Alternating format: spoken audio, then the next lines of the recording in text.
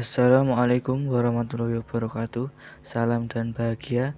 Perkenalkan, nama saya Diki Sarjono dengan NIM 20200012043. Di sini saya akan menjelaskan apa itu yang dimaksud dengan mesin bor duduk yang meliputi kegunaan dan karakteristik pengerjaan. Mesin bor.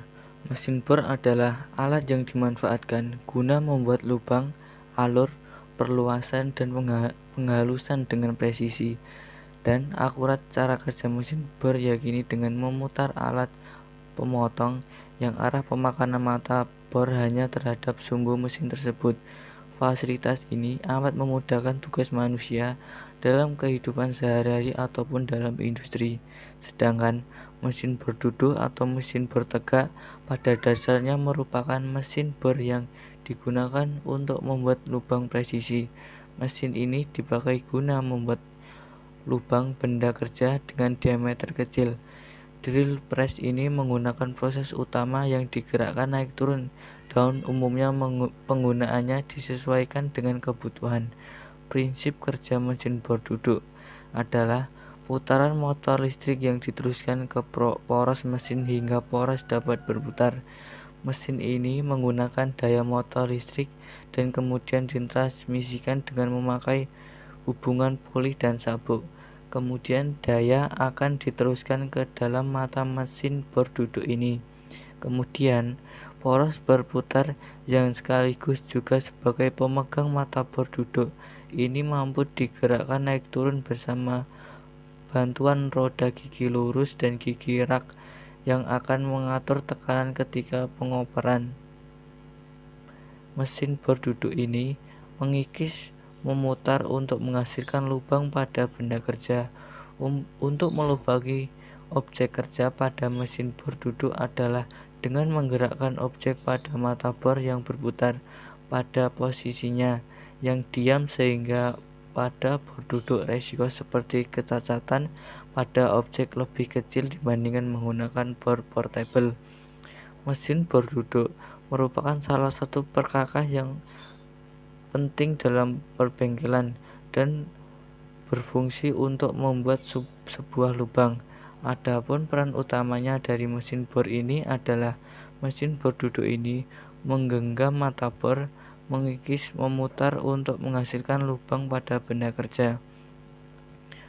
Contoh proses pengerjaan. Yang pertama, siapkan objek yang akan dibor. Siapkan juga bor duduk yang sudah tertancap pada suatu meja.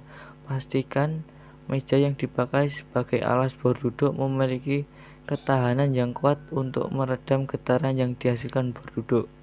Kedua, siapkan dan pasang mata bor yang sesuai dengan besar lubang yang akan dibuat pada objek.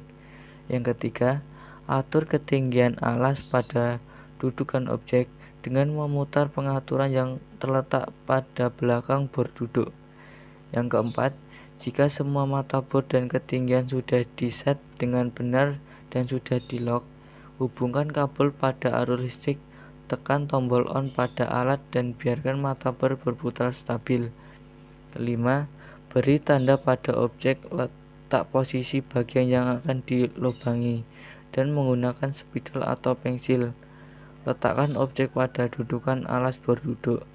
Yang keenam, kemudian putar tuas ke arah bawah agar mata bor yang berputar dapat turun ke bawah. Tahan objek dengan menggunakan tangan kiri dan tangan kanan berfungsi untuk menurunkan tuas secara perlahan. Yang ketujuh, jika sudah sesuai mengebor, tekan tombol off dan sabut kabel dan arus listrik, kemudian ambil objek dari alas dudukannya dan bersihkan. Assalamualaikum warahmatullahi wabarakatuh. Perkenalkan, nama saya Waliuddin Adi, NIM 2020012045. Di sini saya akan menjelaskan tentang bagian-bagian dari mesin bor duduk. Yang pertama, base atau dudukan. Base ini adalah penopang semua komponen yang terdapat pada mesin bor. Base terletak di bagian paling bawah yang menempel pada lantai. Yang kedua, kolom atau tiang.